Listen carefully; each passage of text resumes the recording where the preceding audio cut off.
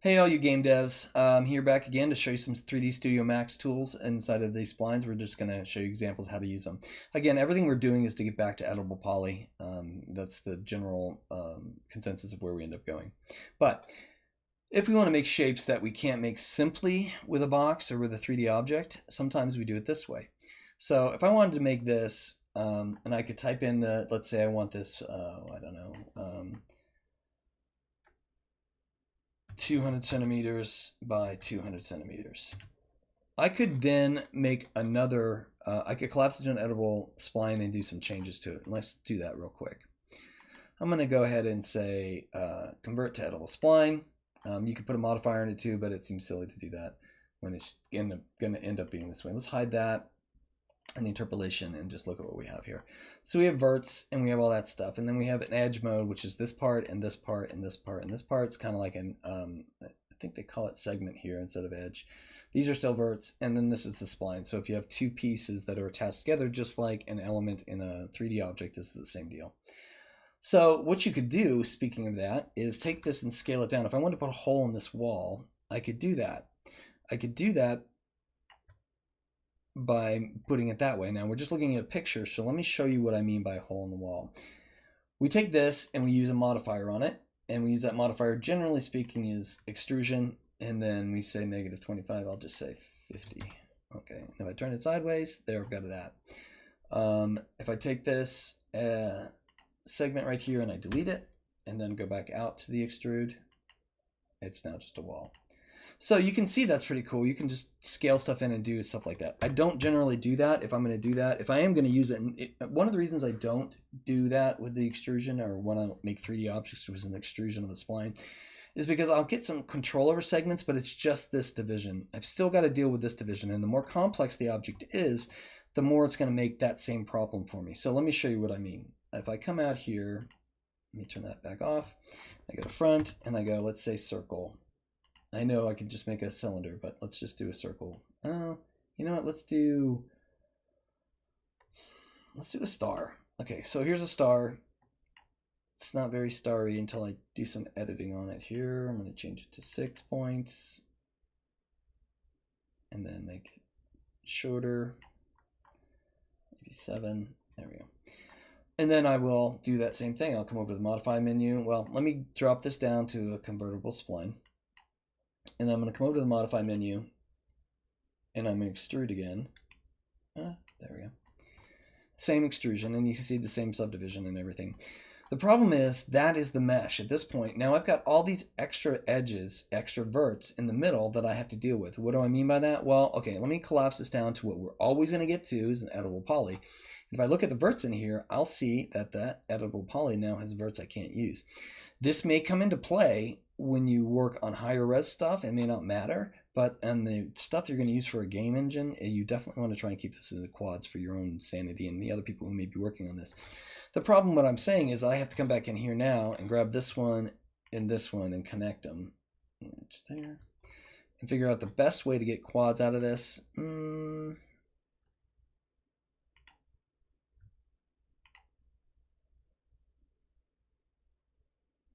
And, you know, dance with that double, probably this one.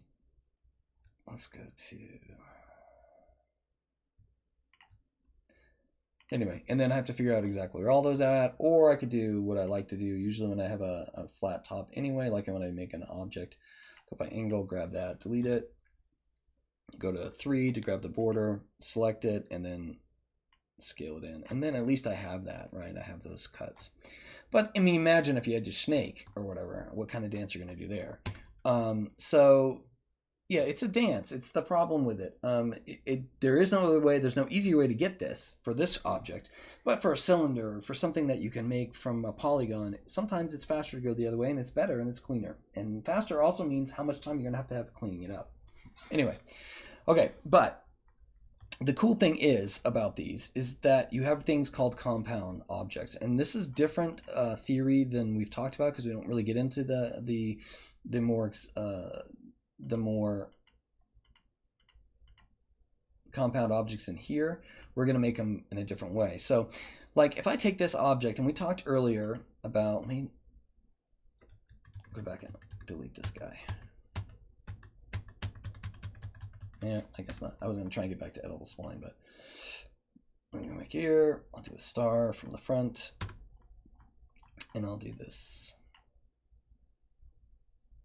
You know, yeah, let's leave that there. But if I look at this and I say I want a window, the reason I don't like doing it by just scaling it in, there's nothing wrong with doing it that way. It just means that you're losing some precision. So when I do a window or a door or something, I don't just do the scale in, because all I have to work by is the percentage of the scale of the original object, which is fine and everything, but sometimes it's just easier, if you're going to do it, to come out here and go, I want from the front menu, let me get rid of the extrusion, because you're thinking ahead here. If I want just a rectangle in the middle, I know this wall is 50 by 50, I think. Sorry, my brain is not here, but we'll call it 50 by 50. I know the wall is 50 by 50, then I just want to make a window that's a certain size, or 500 by 500, whatever it is. And I know the size I want the window to be is 50 by 50, so I know that's where I want that. The problem with doing it the other way is you're not getting a precise answer. If I want this to be a door frame, for example, I could make it a wider, let's say 75, and then I'll make it taller. And then I'll move it down just for now, and I'll explain that in a second. But now I have a door frame exactly the height I want it to be. I can probably pull it up even closer. Exactly the height I want it to be on the wall that I've made exactly the way I want it to be. But if I extrude the wall, back to the original problem, if I come back here and I extrude it, it didn't actually add the wall to it, didn't actually add the hole to it. So what happened?